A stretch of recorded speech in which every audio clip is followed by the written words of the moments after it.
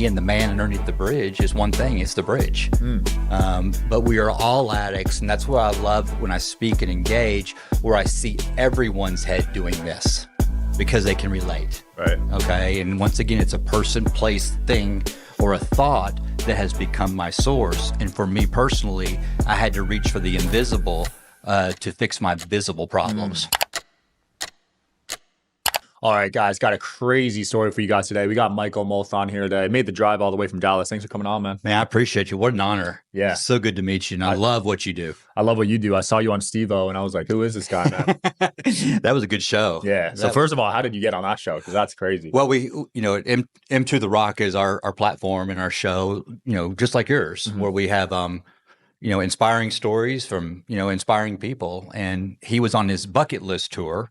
And the PR team that was, running M to the Rock at the time just took a stab and reached out to him to see if he'd be a guest on the show. And he literally flew a red eye in and came in and he was real quiet, kind of reserved. And I came in, it was cold at the time. I had a jacket on and he was kind of sizing me up, Oh, yeah. And then once I took my jacket off, I saw the tats and we started the show. He was kind of reserved, but then there was a connection that we could relate to each other as far as drug addiction, alcoholism, and partying and all that stuff. And it popped. I mean, we couldn't even go to commercial breaks. I mean, Damn. He just would not stop talking. He was, Holy crap. but he's such a good dude, very passionate about That's surprising his recovery. that he was introverted because when you think of Steve-O, you think of just huge extrovert. Yes. Yeah. And I'm that way too, introvert, off the screen, I'm pretty quiet. But yeah, he is a good dude. I highly endorse him. Yeah. You struggled with addiction early on, right? I did. I am, my story's no different than any other drug addict, alcoholic. I drank, I did drugs, I fell down. I said I was never going to do it again. I meant it, and I did it again. I didn't know why I was doing it. But, I've learned today that, we're taking our focus off the word addiction and, addressing why the addiction. And we've even broadened it, further. And when I speak and tour, everyone's an addict. Everyone is an addict. And so what is addiction? Addiction is a person, it's a place, it's a thing. And the scary one, Sean, or a thought that has become my source. There's a stigma to drug addiction and alcoholism because the consequences are so severe. Thank God for me. And we're radical, but it frustrates a lot of people who are drug addicts and alcoholics. And the reason why it has a stigma is they get frustrated because they actually see their behaviors too, but their relief for pain and suffering is something different. It could be shopping, it could be gambling, it could be work, it could be golf, it could even be service work. That becomes their source, and they think that's what defines them. Money, and power. Power is another one. It's a big one. It's a big one there. So you're so right, though. Everyone is addicted, which is a total mind shift, right? Because before, when you thought of addiction, it was just negative. Yeah, I mean, you think of the man underneath the bridge or the woman underneath the bridge, and you think of a drug addict and an alcoholic and a $2 needle junkie, and that has what's been that's the stigma, and it's not true. I mean, for me, the difference between me and the man underneath the bridge is one thing: it's the bridge. But we are all addicts, and that's what I love when I speak and engage, where I see everyone's head doing this. Because they can relate. Right. Okay. And once again, it's a person, place, thing, or a thought that has become my source. And for me personally, I had to reach for the invisible to fix my visible problems. So you just shifted your addictions towards more positive ones, right? That's correct. Yeah. That's correct. And so it's, and I always tell people that when I wake up in the morning and my eyes are open, I'm in full-blown relapse. Wow. Because I'm seeking these visible things. But the great thing about my life today is I recognize the behaviors. And, my fiancee, if she calls me out on something that she recognizes it, I don't get angry, mad, and all that stuff. I'm grateful that she sees it. Go, man, you're right. You thank you for checking me, because I need to look at what the root of the problem is. Right. Because for so many years, we keep watering the leaves on the tree, wondering why the tree is dying, and we have to get to the root of the problem. Absolutely. That's cool. I just met your fiance, wonderful woman you picked. Yeah, she's amazing. Yeah. I wouldn't be here if it wasn't for her. Wow. Yeah. How'd you guys meet? We met, 3 years ago, and she's a producer, songwriter. She raised money for films, and she approached me, and Mm, she approached me at a detour in my life, a dark point in my life where I was going to hang it all up. damn. I'm not making any money. I mean, I keep serving and serving and serving and helping people, and it was pour me, pour me, pour me a drink. And our paths crossed, and she literally looked at me and says, "You're a rock star. You're the real deal, and I believe in you, and I want to help you." And it was just two humans, Mm, working together. And so as we work together, we still haven't gone on a date. Uh, you know, a, a chemistry, formed, and it's the most incredible relationship I've ever been in. wow. Yeah, for You the didn't. first time, I'm not taking a hostage. That's awesome. So you didn't go on a date Not yet. We never went on a date, three and years later. it just formed. We've been working so hard the last 3 years, and we got the book coming out, and in a film, Yeah. and so it has been something else. I Wow. just flew in from LA to meet you here, so Crazy. yeah, Well, once that comes out, hopefully you guys can get on a date, man. yeah, we need to. little We need vac- to go on one. little vacation or Bless her, but something. she's behind the scenes, and she's the voice that's not heard, but wouldn't be here without her. Absolutely. So right now, people are addicted to this phones. I talk about that a lot.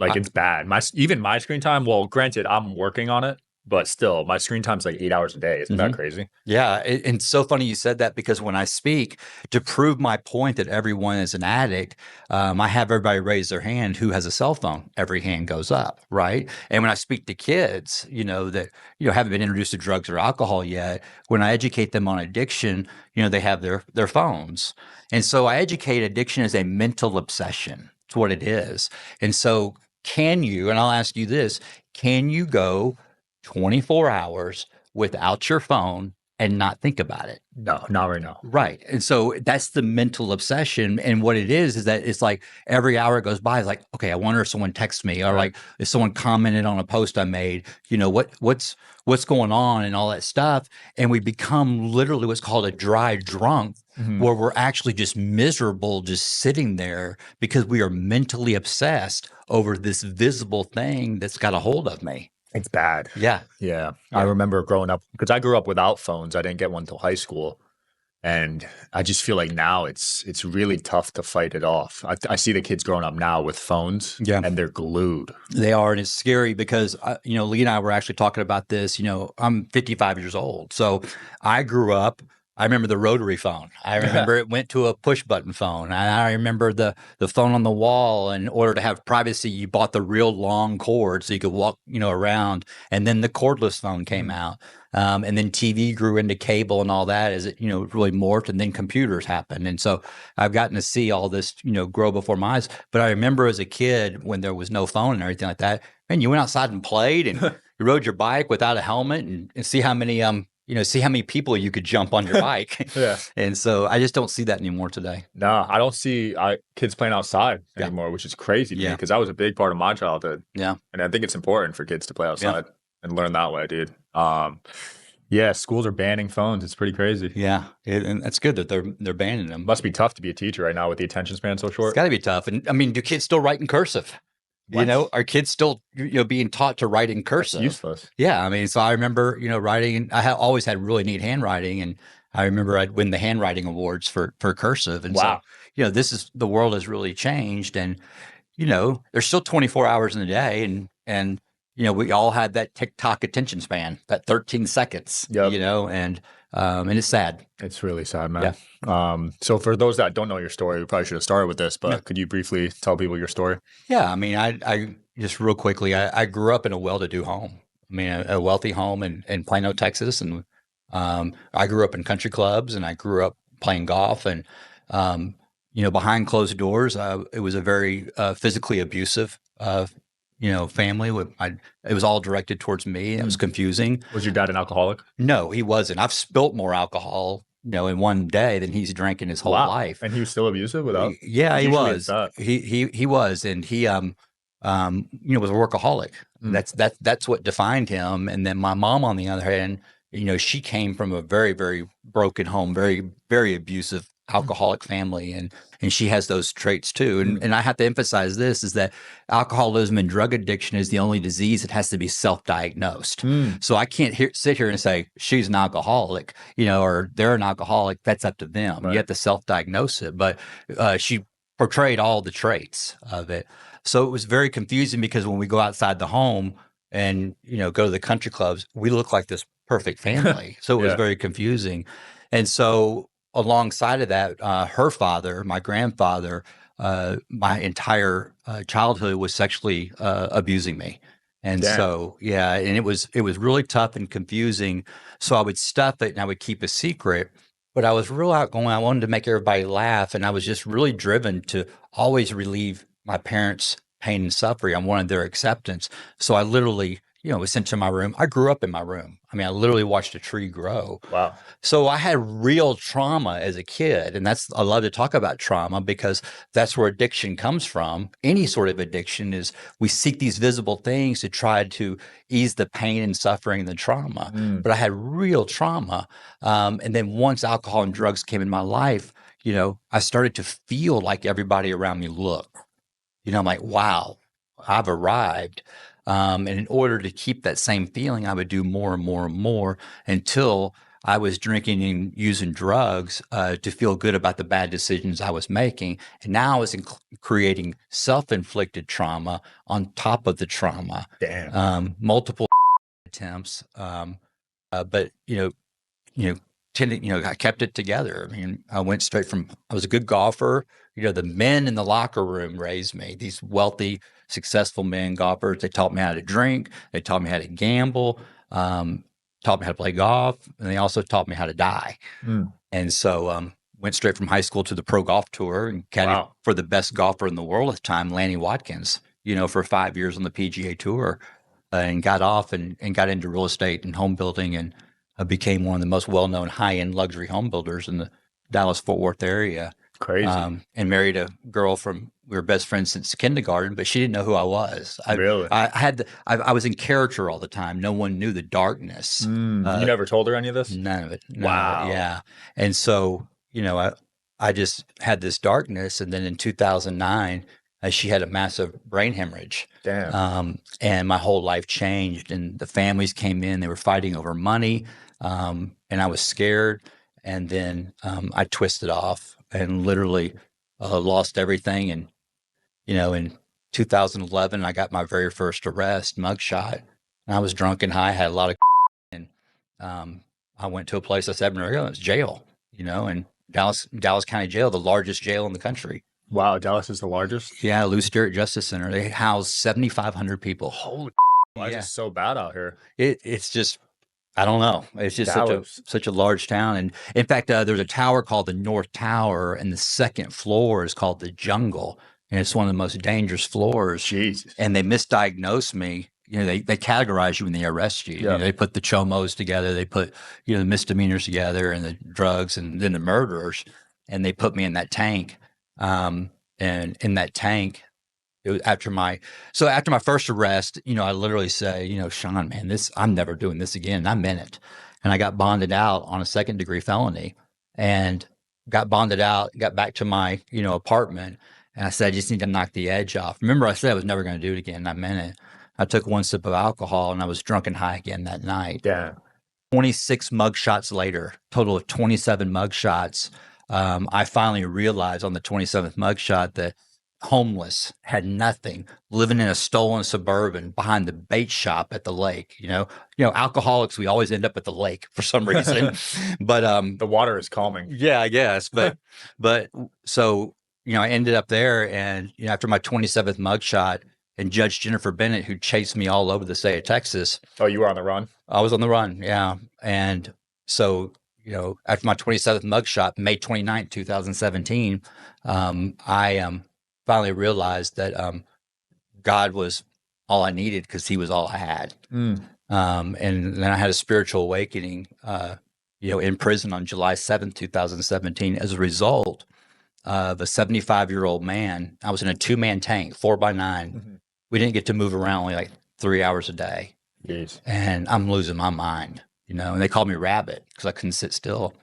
And This book was given to me. It's called Detours by Dr. Tony Evans in Oak Cliff. I didn't know who he was. And this old man asked me to read to him. Mm. I'm like, it was so weird. I mean, I'm like, read to you? It's weird. Now I'm the only white guy in the tank, and so I mind my own business because they thought I was gay or a cop because I'm white and proper, Wow. and so So they put you with all the murderers. all the murder. I was in the tank with, it's called an aggravated assault tank. So everybody in there, they weren't going home. Holy crap. Yeah. And so, And you couldn't tell anyone? well, I mean, I knew I was in the wrong tank. Okay. But at the end of the day, I was in the right tank, And so when I started reading to this old man, Uwe, I started feeling that 4 days went by and I wasn't anxious or paranoid, freaking out. I Mm. started feeling at ease and comfort. And on July 7th, 2017, I woke up in my top bunk and I couldn't breathe, dude. I mean, it's like tightness in my chest. Mhm. And I just took this deep breath out and my breath, breathed out all this anger, resentment, and just all this rage is coming out of my body. Like the movie Green Mile. Have you ever seen Yeah, I've that? seen that. That's I'm great. not a movie watcher, but I remember watching that. All the flies coming out of his mouth. Yeah. Same thing. That's what it felt like. And I just felt all this love. And I didn't know this feeling. And Wow. I'm like looking around, I'm like going, man, I see the guards walking. I'm like going, I love that dude. Inside I'm saying it. And I didn't know what was happening, but it was something happened. Um, and as a result of me reading to Ui, I was out of self for the very first time. I was serving somebody Mm. and I was expecting nothing in return. Wow. And then I caught chain, and I went down to Central Texas. I was on my way to prison. And on October 3rd, they put me in the same tank, rock and roll. And I went in there and the same thing happened. The tank starts coming closer together. I was tank boss, Mm. and I wasn't this jailhouse preacher. I didn't know what I was reading. I didn't know anything Yeah. about the Bible or anything like that. I was just learning. So you were just reading to people? I was just reading. They would ask me, and then they saw my handwriting. I'll write your name when we're done. Yeah. Super neat. It's yeah, and so people always ask me to write their name, and so I would write their name for them, and they'd say, "What are you reading?" And I would read out of the book Detours or out of the Bible, and I always said, "This is how it's affecting me." I wasn't preachy, Mm. Then they asked me to get up and speak at dinner, and so I would read a quote. Wow. So I In started, prison? yeah. So Holy crap. and I wasn't preaching because I wasn't this jailhouse minister. And so I would say, man, I can really relate to this. This is really helping me, Yeah. and it created a lot of hope and it helped me. And that's how I started my speaking career was in prison. Wow. So this is what's cool is on October 13th, 2017, they came over the loudspeaker and they said, Michael Molthan bunking junk. And everybody's freaking out. They're like, what's going on? I'm like, that's got to be a mistake. And they set me free. And they released me, and they literally had to physically push me out of prison. They didn't want you gone. Yeah, and I was 300 miles away, and that was the first time when the gas of the world hit me. I just said, "Okay, God, we've been talking." And I said, "God, what do you want me to do?" And just through thoughts and feelings, he just said, "Walk." So I made the journey 300 miles back to Dallas and turned myself into Judge Bennett. And she had heard what I've been doing behind the walls. I'm bald, sunburned. And she says, I don't want to get in the way of it. And she set me free and she says, go pay it forward. And here I am with you today, Holy crap. paying it forward. So you were supposed to go back? Yeah, I went to turn myself into. They made a mistake. There was a technicality, I thought. Oh. I mean, literally, I was having cops run my driver's license number. I had it memorized. I didn't have any ID. Yeah. And they would run it. They said, you don't have any charges. Wow. It was just all wiped. Oh my gosh. Yeah. So it was just, yeah, that's right. Oh my God, that's what it is. And so, but I'm a huge believer in Jesus Christ. I'm a huge believer in the Bible. It works for me. That's not my platform. Mhm. I just want to show the world who God is, not tell them, Respect. Yeah. Some people are a little too pushy with that. Yeah, I just want to show them. Yeah. Because I remember seeing men when I was growing up, like going, there's just something about that guy. You feel a man walk in, it's just a energy. good spirit, Yep. energy. Like, I'm on with that guy's guy. Agreed. And that's what I want to be. I love that. Do you still talk to Hui? He's still locked up. Oh, he is? Yeah, I don't know his free world name, and Damn. I don't know, but he, God used him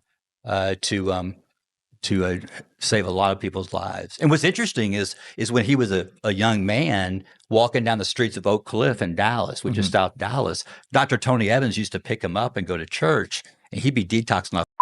Wow. And that book, crossed our path. That's beautiful, man. Yeah. I'm a big believer in energy. I think you were just putting out so much good energy that the Mhm. universe rewarded you for Mhm. doing that for real. Well, it was a result of true surrender and true forgiveness. You Mm, know, I truly forgave the ones that had done me wrong. And when you read the book 300 Miles and you get finished with it, you're going to see that I'm not demonizing anybody. I look at life today through God's perspective, not the world or the cultures. mm, And I look at stuff like, why did this happen? Why is this happening? You right. know.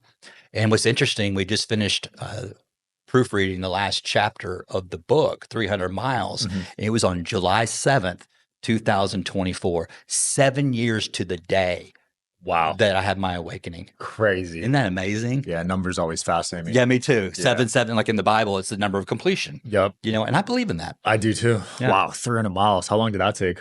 Well, that's a story behind the story. I It's went probably in the book. I went to parole and I walked about 75 miles to the bus station, used my mugshot as an ID to pick up a ticket that a benevolence fund bought for me Wow. and got back to Dallas. That is insane, dude. Yeah. And here we are, Here 6 years are. later, Yeah. completely sober now, right? Completely sober. Beautiful. Yeah. Beautiful. 27 arrests. Were they all drug related? Yeah. They were done, drug related, bond forfeiture, probation violation. I never put hands on anybody. Jeez. But it was a lot, and I learned so much. Out of 6 years, I was incarcerated 4 years, Wow. but I learned so much, and these people, these wrecked, men, saved my life. And here's what's interesting, Sean: 100% of the inmates I did time with Mhm. had little or no relationship with their father. Whoa. So our crisis today is the missing man. 100% of them. Yeah, you can't argue with that number. Our crisis today is the missing man, and it's time for men and fathers to take the dinner table back. Mm. To play that role. We have women today that are playing the roles as men. It's And tough. it is. So that's my mission and passion of sharing. No, that's so important. I mean, my parents got divorced when I was 10, but not having that father figure, I could definitely see it affecting me as a kid. Absolutely. You know what I mean? Absolutely. Yeah, I went down a very lonely route. Mm. And, it was tough making friends. I didn't even know how to tie a tie. I didn't know how to do manly things. Yeah. I lacked confidence. Yeah. It's a major thing on a kid. Yeah. But it's our responsibility to not repeat the behavior. Right. And have that mentor in your life, a man in your life that you look up to, and go talk to that man that you've always seen saying, I want what you got. Yeah. And so I strive to do that. I'm not perfect. I No mess one up. is. I mess up. But I recognize it and I make my apologies and not repeat the behavior. Mhm. Yeah, we got to get back to that traditional family. Yeah. Because right now the divorce rates are at an all-time high. All-time high. If we have a messed up man making his contributions to a messed up family, Yep. we got a messed up family. And if that family is making its contribution to the neighborhood, now we got neighborhood, church, city, state, country, world. So the solution is it's time for men to become men.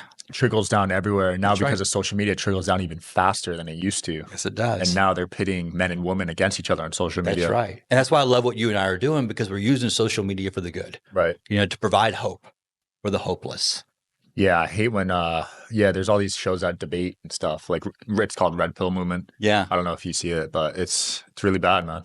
Yeah, creating controversy to create engagement, that's a luxury I don't have. I'm not a fan of that model. Yeah, It's too it's just toxic. too easy. And it's going to come back on the person creating it too. Right. That negative energy that you're putting out. Right. And it's usually an angry person. Yeah. And at the end of the day, I feel for them, and that's why, what I do is it's hard to get engagement and following, because we get a lot of views.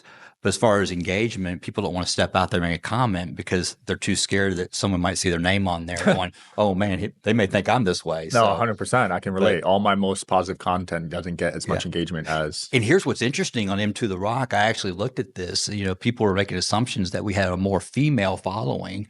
We actually are 65-45 male female. So we actually have more men following M to the Rock than women, but they don't engage. Yep, I'm the same way. Yeah. Yeah, 70-30, men to women, but women engage way more. All the time, yeah.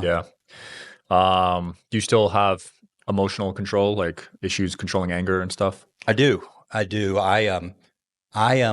I get angry, when Lee checks me and, holds me accountable, I feel old behaviors coming back. I get in fear.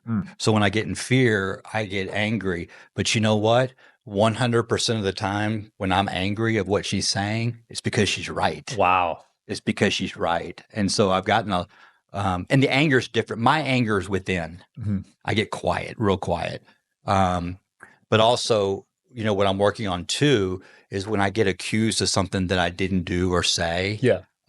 Anybody in the world could say it, but if you're in my little bitty small circle, my circle's very small. If someone were to say something in my circle that accused me of something I didn't do, dude, I can't get out of bed. Mm. I mean, I'm better at it. I mean, it just wrecks me. Damn. And I try so hard to, prove myself, but I'm at peace because I know truth. I know my side of the street is clean. Yeah. And if I'm wrong, I'll admit it. I I'll feel admit that. it.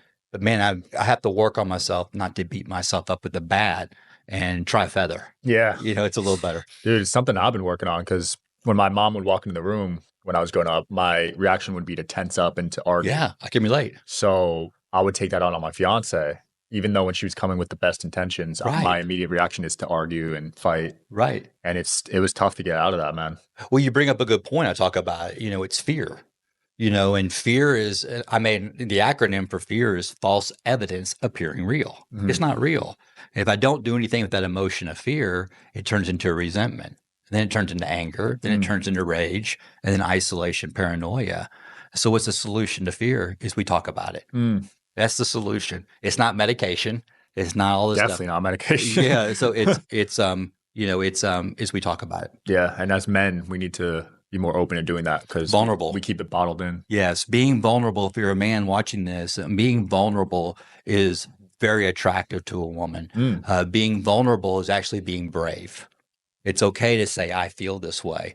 If I was watching, Lee and I were watching a deal with Jay Shetty about, about love and Yeah, relationships. that's a great show. Yeah. And if a woman, doesn't like you being vulnerable and honest, it's not the right woman. Yeah. And that's where Lee comes in. She really, really thrives when I'm vulnerable. That's awesome. Yeah, I used to hold back tears. Me too. And then my dad passed, and that was probably the first time I cried in 10 years, maybe. Wow. Yeah, and It's okay to cry. Yeah, I let it out. But even when that happened, I was like trying to fight the tears. I Yeah. was like, what the hell? Like Yeah. my dad just died. Yeah. You know what I mean? Yeah. Because we're so programmed to like hold it in. Yeah. Crazy. So I cry at movies now. You know Yeah. what I mean? Yeah, same. Now I can tear up at movies. Yeah. So we're allowed to do that. We are allowed to feel. Feeling is okay. Mhm. Stuffing it, not okay. Because what happens is the more and more I stuffed my feelings in the past, my solution to make those feelings go away is to seek visible things to try to fix this invisible problem. When the solution is so simple, and that's to talk about it, Yeah. with a trusted source. Absolutely. Yeah, you and Steve-O bonded over that, right? Yeah, we talk. Yeah, absolutely. And Yeah. he's very vulnerable, and we really connected. That's why I like his platform a lot because he used to be crazy, obviously. Yeah. That's what he was known for. But now, is he completely sober now? Oh yeah, he's been sober 16, 17 years. And I see him talking about that, and it's a great message. Yeah. Yeah, he is, but he doesn't wave any flag, neither do I. I don't wave a flag for any support group, anything like that. But people's anonymity is very important to me. Obviously, I'm not anonymous. I mean, my bottom was so low. I mean, you can Google all my lies, and so, but I'm okay with that. Was prison your rock bottom moment? It was. I mean, it was. I finally realized we hear the word rock bottom all the time, and I finally realized that every time I kept hitting rock bottom, I was using my same tools that got me to rock bottom to get out. I mean, I would use anger, resentment, rage, the comeback. I'll show you, the Rocky music playing and all this stuff. And I would they call it the cycle. We see it coming, Michael. It's a cycle. And, I would use those same tools. This last time I stayed at the bottom and I stayed next to the rock because I realized that all these times that the rock at the bottom for me was God. So I stayed there and I let men like Uwe and these prisoners that God used to bring in my life to pull me out. I love it. Did you get any visitors when you were in there? Not one. Not one? Not family, one. friends, nothing? My last arrest, when I filled out my card, I didn't have a cell phone. I like for an emergency contact number and a name. couldn't write anybody down. Whoa, because they all Yeah. had given up on you. Yeah, I mean, but my whole life, I never let anybody close. I never had a best friend. Hmm. Okay. And the role I played in that is I didn't seek one. Wow. I didn't want anybody close to me. I mean, I fought shame, from all the sexual abuse. I mean, I mean, to this day, I still, but before I still lock bathroom doors behind me, even in Wow. my own house. Damn. And it's these things, and at a men's wall urinal, if there's one open and there's a guy next Yeah. to it, I have to wait for the deal to open. These are Damn. little symptoms of sexual abuse. But I share that. And I shared that one time when I was speaking, and a guy came up to me crying. He says, "Dude, you just talked for me." And little did I know that he was connected to a bigwig at Securus Technologies, which is government, Yeah. communication. And as a result of that, they put Into the Rock on every single tablet in every prison and jail in the Wow. country. So this show here will be on it. And they hear every episode of what we do. And I get thousands of emails weekly from inmates all across the country Dude, that's so important because as a result of being vulnerable, transparent, and forgiveness. yeah. So when I look at it through God's perspective, he's using my grandfather, Mm. okay, to speak through me to help other inmates. That's so important because these inmates are not going to admit if they got sexually abused to Right. someone else. That's right. Like they're not going to want to be vulnerable. Mm-hmm. But to hear it happen to someone, that could give them some faith. And when I was locked up, me being vulnerable, okay, because it felt good. It put me in the safest place in the world, and that was right here, right now, because that's where God's at, and being vulnerable. They all started becoming vulnerable. Mm. And this rock and roll tank. I mean, I saw a guy get killed in front of me. Damn. I saw a guy jump off the second row and hang himself. Jeez. And then within a month, this tank came together, and it was so tight. In fact, when when I was released, they were crying. Wow. Bangers. I'm talking bangers. I've never heard of like a community in prison like that because usually there's a lot of conflict in prison. Yep. A lot of conflict. And I saw it, and it was rock and roll, very tense, very tense. Yeah. But it was one of the best experiences of my life. There are days where I miss it. You miss prison? I do. I miss it. And what I miss the most about it is it was just God and I. I was so spiritually connected because it was all I had. Yeah, no other distraction or anything, right? It's all I had. Wow. There'd be times I'd be in the chow line, Sean, and I would feel my back right butt cheek vibrate. Damn. Being so used to having my phone in my back pocket for so long, it was just weird. But Yeah. it was a absolute life changer. Wow, that's great to see, man. Because a lot of people in prison end up going back. Oh yeah, they do. I think like over 80%, something crazy. They become institutionalized, and it's Right. it's all they know. And that's what they want too, because they're making money off each prisoner. That's right. So That's they right. just see them as a business, That's right. which is Yeah. a shame. And it's a lot of fear when they get out. They don't have that drive of getting a job and all of that. But a lot of them do. And those are the ones that are great stories. Yeah, yeah. My opinion on them has changed. Honestly, I used to like really look down on prisoners. You got an incredible man in Las Vegas. I'll hook you up with. Yeah? It's called Hope for Prisoners. And he's got an incredible story. I was on his platform,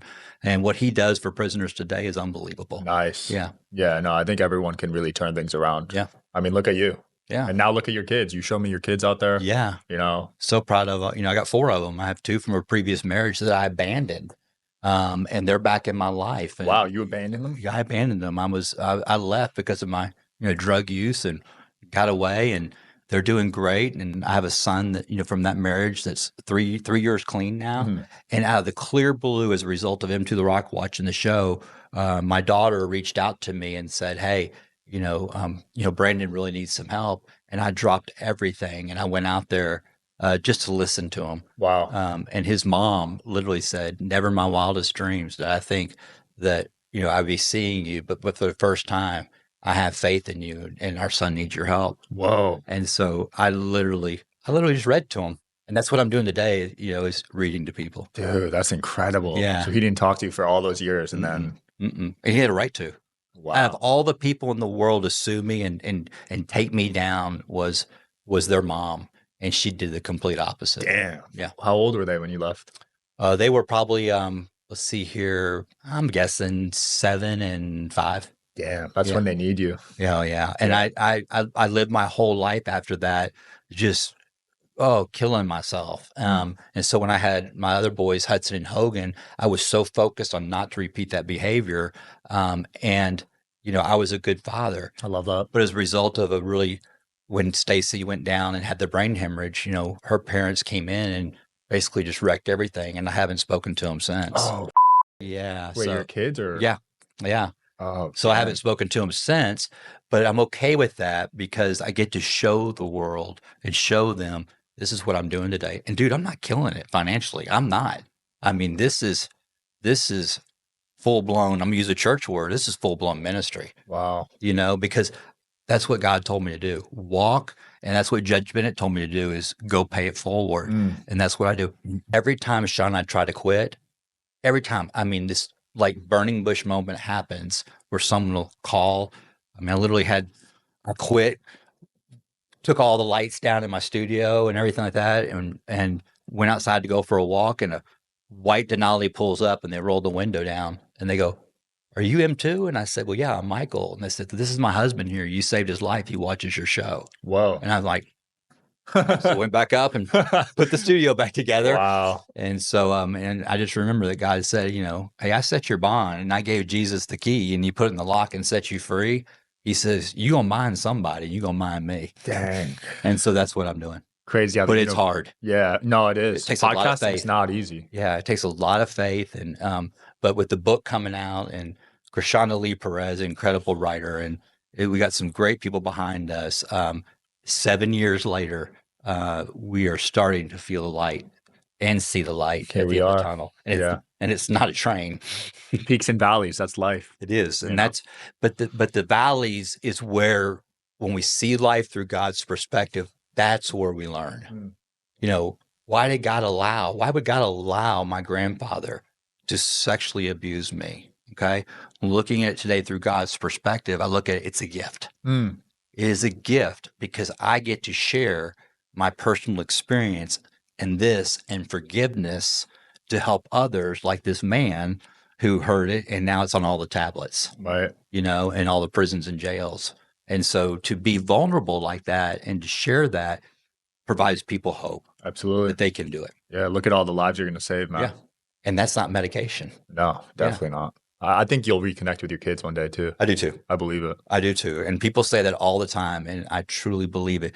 The problem is God doesn't wear a watch. You know what I mean? Yeah. And so I want what I want when I want it, but I know that I'm powerless. I'm powerless over. Wow. Yeah. That must be tough on you, man. I'm sorry to hear that. I appreciate it. But Yeah. I can't imagine that. Yeah. Sounds like a tricky situation. Jeez. I'm grateful. I'm really grateful, where we're at. But you know what? Today, we hear the word acceptance, and what is complete acceptance? And complete acceptance is when I have absolutely no resentments, Mm. because that's what's killing our human race is resentments. A lot of that. That's what's killing our human race is resentment. And how do I get over a resentment? Is I accept the role that I play in it. Wait a minute, you played a role in your grandfather sexually abusing you? Absolutely, I did. Mm. And the role I played it was I chose to hold on to the resentment. Wow. I chose to hold on to the resentment. Right.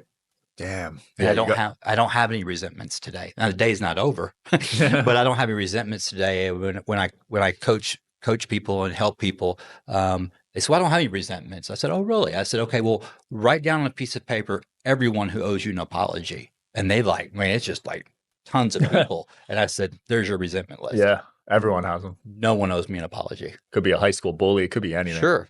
I saw my dad live with it his whole life. His father beat him up physically, growing up on a farm in Pennsylvania, and it ate at him, dude. Like for real. I can relate. Yeah, I could see him like being affected by it. I can relate.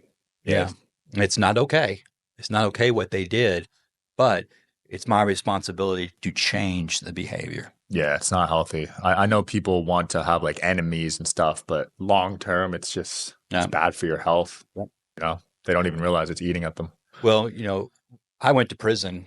Okay. I got 27 mug shots. And let me tell you why. Because I didn't know how to process fear. And it was because of anger and resentment. It wasn't drugs and alcohol. That's just a symptom, Wow. And that's why I went. And now that I see it through that perspective, I'm I'm at peace. Wow. Yeah, Yeah, because the anger and resentment led to the alcohol, right? That's that's how it right. worked for you. That's right. I hear people say I'm a functioning alcoholic. There's no such thing. Okay. Yeah. If you have to announce you're a functioning alcoholic, it means you're an alcoholic. Yeah. It's like it's like being half pregnant. You can't be that. Absolutely. When does the book and you said a film's coming out too? Yeah, we're working on that. The book will be first, and so the book will be out October 2024. You get it anywhere, and then we'll be doing a book tour across the country and speaking tour. And man, I'm like Bernie. Remember that movie Weekend at Bernie's? Yeah. I'm like Bernie. They're just going to prop me up and I just talk, Yeah. and so, and I never know what I'm going to say. I just simply go in the bathroom and say, God, put the words in my mouth. Because if I make up a script, everybody's going to prison. We're all going to prison, Sean. Yeah. So It's not as good when it's you could tell when people are giving like a PowerPoint slide or whatever. yeah, I It's don't do not as that. authentic. Yeah, I don't do that. Yeah, I can't do that. you got to feel out the crowd. Yeah, I just go. Yeah, feed off And energy. I can speak to anyone about any. And I can speak to kids. I can speak to prisoners, and I can speak to corporate America. Yeah. All about self improvement.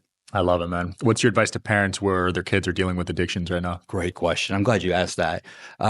Is for the parents to get help. What happens, Sean, is that the parents actually become more sick than the addict. Mm. Okay, and their drug of choice is actually the kid. Mm-hmm. Okay. And they don't realize it, but they start co-signing on the behaviors and they start acting like it.